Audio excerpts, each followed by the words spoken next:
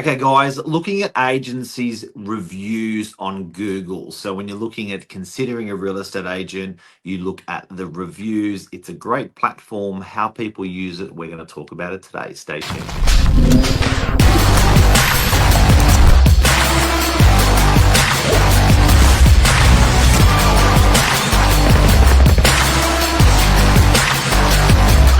I'm the ringleader, so listen up. Cleo Whithear, expert property manager of many years. Great to have you on today. How are you? Good morning. I'm good. I'm good, thank you. I feel these winter months though are starting to, have an effect on the old body here. I think I'm getting a Win- cold, but it's all good. Winter is coming. Winter It's is coming. coming. It sure is. It sure is. Got my warm jumper on today, but to And handle good, this topic. yeah, and good luck to everyone who's had these floods Oh yeah, in that's north of New terrible. South Wales. Our thoughts with you guys. I hear in Tari it's a 1 in 500 year event. Wow. And It's nuts. it's crazy. And it's a lot of elderly people I can see getting lifted up out of these waters in choppers and that. It's terrible. It's really hard on all the community involved. And yeah, we just hope everyone's safe for sure. Stay safe, stay safe. Now, Cleo. So we are a beautiful target. We are the largest rental agents, one of the largest rental agents in Sydney, managing over 2,000 properties, which includes probably 4 to 6,000 tenants. There we have review platforms like Facebook. We have review platforms like Google. We have lots of lovely reviews. Our hearts get broken when we don't get a good review, and we sort of it's we talk about it amongst ourselves because everyone works in the business so hard, genuinely so hard, and it sort of hits rock bottom when you get a bit of a tough review, doesn't it? Look, it definitely does, especially in property management. I think this wave of social media has changed our industry immensely for good and bad. When it comes to sales and reviews on, Google platforms and things like that, it's usually to compliment the agent and how amazing they've been in selling their home and getting a record price. In property management, mostly 90% of reviews are tenants complaining of the outcome of their tenancy.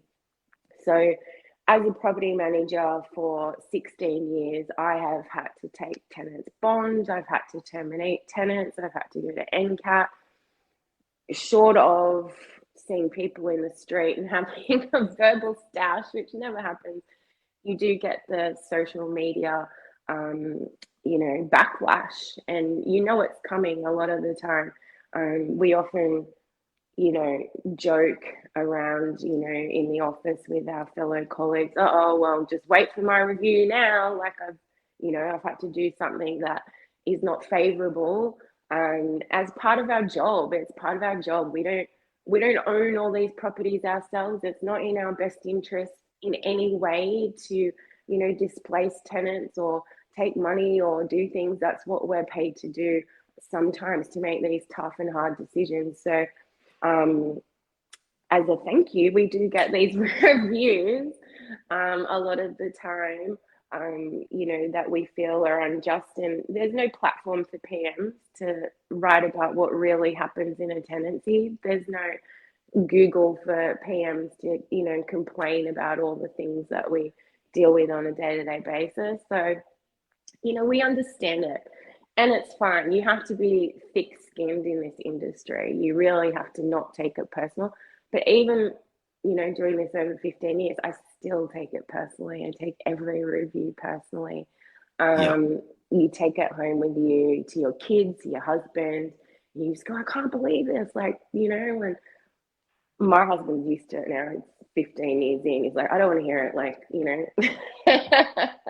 And I think it's look, if you look at how it cleaned up the taxi industry or the Uber industry, like it's these reviews are fantastic because they've really, you get a water in a taxi sometimes now. These guys are trying real hard. You know what I mean? To Yeah, it, Uber, it, even, yeah. they're it's produced a a better result. And I think with real estate agents, there's a certain amount of bad news you have to deliver sometimes on behalf of a landlord.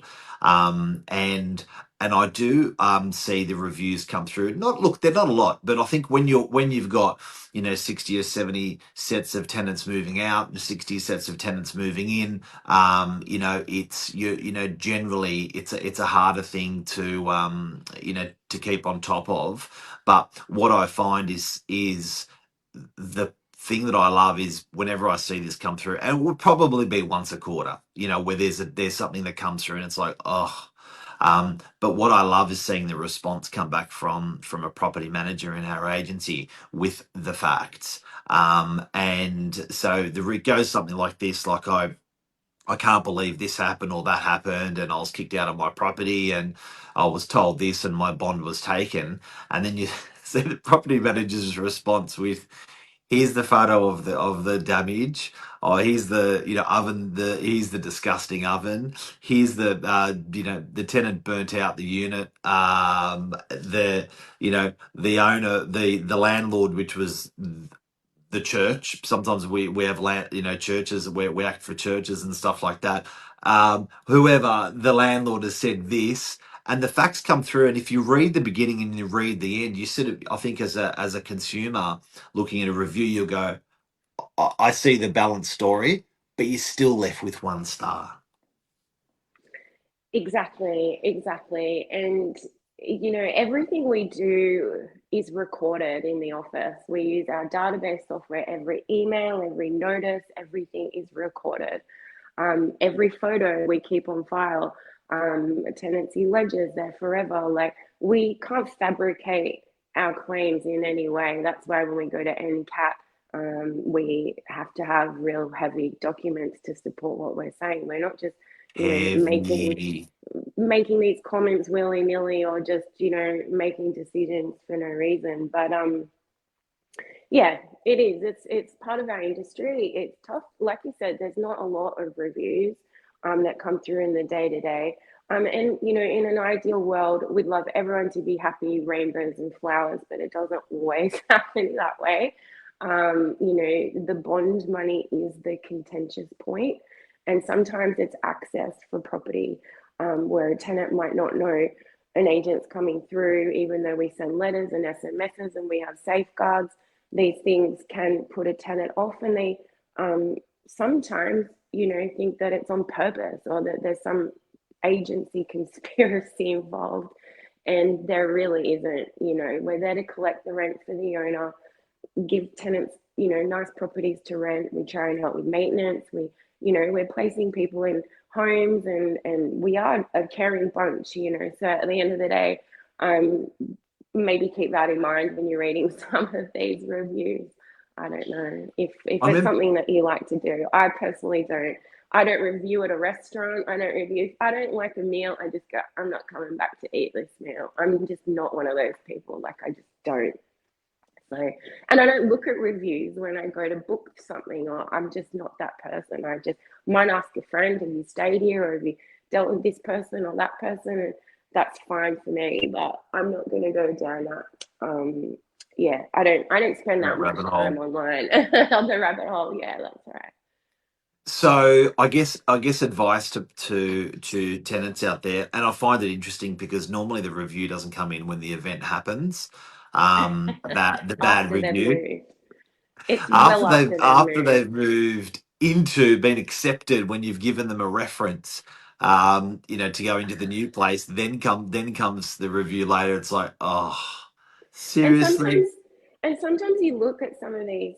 If a property was so bad, or a scenario was so bad, why would you stay there for 16 years? Yeah. A long, long, long time. There's break lease clauses. There's ways to get out of things. I've had many tenants that have found a property not suitable, or the circumstance not suitable, and it's like, say la vie, let's do a amicable split. here's your, money back, your bond back, and whatever back. Everybody just moves on. You wouldn't stay somewhere such a long, long, long time if it was that bad. I think rents are going to, they've played a big part in why you might stay, because these rents in this particular one that we might be talking about is the rent was very low, not even Yep. comparable for a two bedder to a one bedder. So you could save money in this property for many, many years to buy and purchase. And some landlords are really happy with that. They nurture that. They say, you know what? I have a few properties, or I inherited this property. I want to be Mother Teresa and keep the rent low for 5 years for this person. And it happens a lot. We do. I manage a lot of properties where the owners always say, no, I don't want to increase. The tenant's been really good to me. I don't want her or him to struggle. Fair enough, and that's why you might stay in a property where the garage door's a bit creaky or the paint's a bit yellow or this or that, because if you were to move, you're going to be paying $400-500 a week more for the amenities that you currently have, or if you want more amenities. So I guess that's another thing. I feel as well these new legislative laws are going to create more havoc. I don't want to be the Grinch or doom and gloom person, but I feel like if it's harder for a landlord to want to end a tenancy now, the tenants have even more control and even more power in that respect. So, yeah, watch this space. Yeah, it's going to be interesting, and I think the best advice I can give out of a real estate agency's reviews is if you're looking at a real estate agent's review, just have a look at the quality of the agent, read the whole review, read it from beginning to end, because I think you'll actually on balance then make a balanced decision rather than the opening comment. Because you see one star opening comment, oh shit. But when you look at stuff like ours, you'll see, one star opening comment, and then you'll read the rest of it and you actually see what happened. We'll actually put photos um, in there of the property and the reality in there of the property saying, okay, thank you for your review, but, please consider X, Y, Z. We're very factual. And everything's documented on those reviews. So read them all. Look. I would I change not having the platform? No, I think the review I would. platforms are. You would. PMs definitely would. Look, I think the whole Google review things was a necessary thing for people to have their say. Mm-hmm. Social media is another way that people will get on there and have a hack. But again, we see the property. We know when you get the rest of the story, the balanced story, it sort of starts to make sense. And I think the weight of reviews, always makes up. But a good agent is not asking, praising for their reviews to be documented. They're just getting on and doing a great job. But I think a good agent these days is now actually saying, I know, but can you also give me a review, Mr. Tenant, Mr. Landlord? Because we don't hunt them. I remember buying a car, and the way they hunted the review from me was just like, wow. And it was even I was even what do you call it, not bred, I was combed, or I was primed prior to the review to say, and 5 star here and a 5 star there as well. And then when I did something wrong in the review, they asked me to go back and fix it, and I was like, wow. So there's a lot of effort. So a lot of industries put a lot of effort into their reviews, and real estate agents are not one of those. But I think it's going to have to be that way now in the future, because that's the review system's not going away.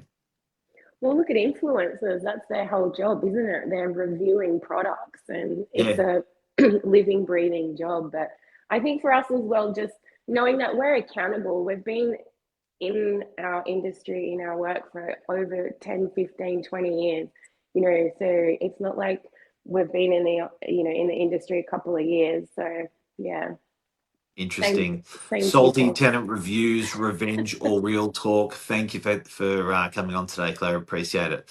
Thank you. Have a great Thanks, morning. Bye, Ledge. guys. Take care. Bye.